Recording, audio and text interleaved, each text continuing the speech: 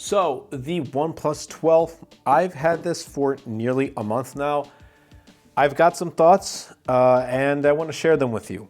So starting things off with design, we've come to know this design really. It's just become a iconic OnePlus design, and I think that's okay. What I also do like is this marble textured green color of the OnePlus 12. It really feels smooth to use in the hand. And I do like that they have the alert slider. It's still here. Good job, OnePlus. I wish other companies would take note of this alert slider and bring it to their phones, but they don't. And well, too bad. In addition though, I also do like this display. It's been great watching content, playing Clash of Clans, using it for social media and browsing the web. Just a beautiful, beautiful display. 4,500 nits of max peak brightness. It's just like, it gets crazy. That's what OnePlus is known for having big specs, for having big numbers. The one thing I don't like is though, the curved display and the rounded corners of this device. And not only that, what I'm thinking about the past month is, what if OnePlus made a OnePlus 12, like the same exact device, but in a smaller form factor, like the Samsung Galaxy S24, you know, S24 Ultra is the largest. Why not make the Samsung Galaxy S24 like a smaller version that's also like really spec'd well? I would have loved that. Hopefully OnePlus does make that one day in the future. If you ever do come across this video, OnePlus, definitely take note. Like a mini flagship, you know, like the 13 mini was for the 13, maybe make like a OnePlus 12 mini. That would be really cool. But overall, this design, it has definitely grown on me, and it makes me really miss my OnePlus 7 Pro. I absolutely love the OnePlus 7 Pro, one of my all-time favorite smartphones. And every time I look at this phone, I feel like OnePlus is going back to its roots, the flagship killer. And I think OnePlus 7 Pro, like I said, was peak for me, peak OnePlus. This definitely feels the closest it has ever gotten to the 7 Pro. But as we know, with OnePlus devices, performance is also a huge thing. Snapdragon 8 Gen 3 on this is awesome. My device has 16 gigs of RAM, half a terabyte. I was gonna say half a gig, half a terabyte of storage, buttery smooth.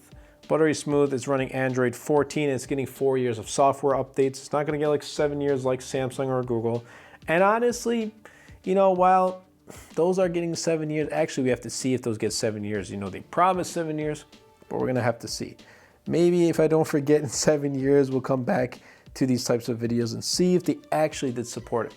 But nonetheless, 4 years is fine, because I think in 4 years, most are going to upgrade their devices. And I'm saying most, not all, but most people will upgrade their devices anyway. But in day-to-day use with 16 gigs of RAM, 512 gigs of storage, and Snapdragon 8 Gen 3, buttery smooth. You can't go wrong with the performance on the OnePlus 12, and that's what I've loved about it in the past month.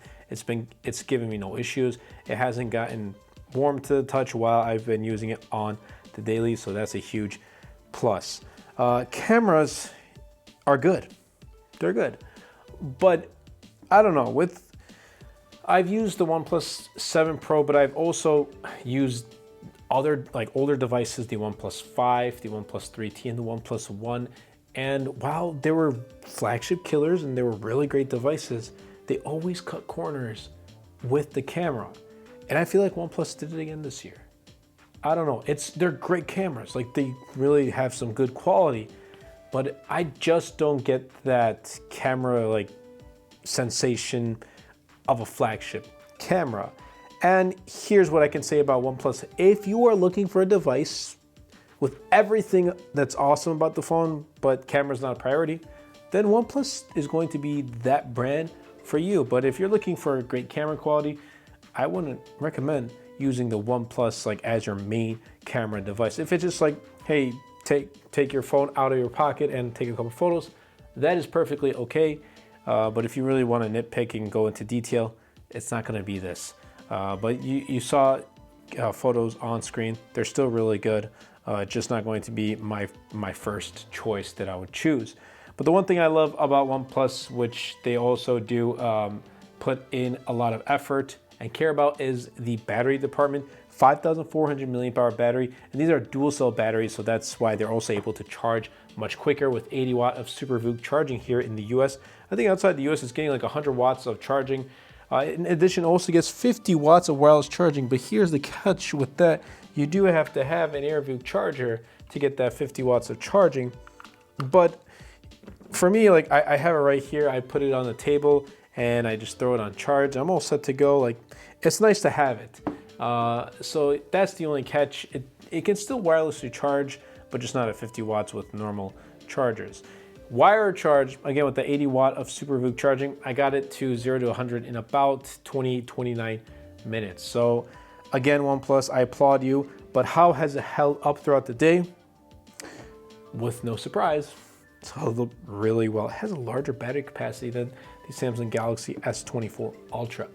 With the optimization of Snapdragon 8 Gen 3 in this past month is what I was going to say. In this past month, it's been phenomenal.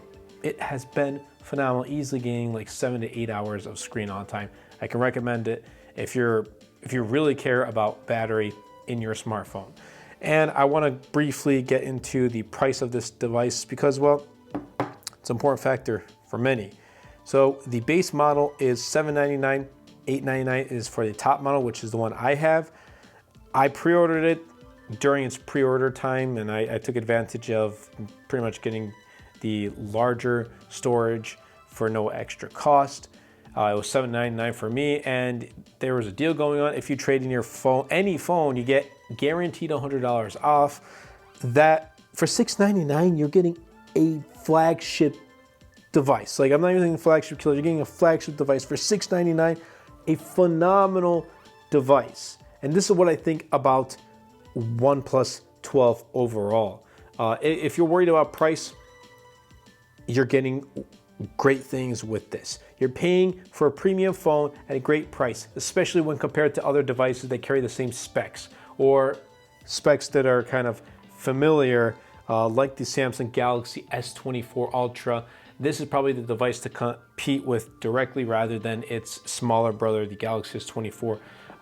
It kind of goes in the department of Pixel 8 Pro, iPhone 15 Pro Max, Samsung Galaxy S24 Ultra. Do I have my Pixel 8 Pro right here? There we go.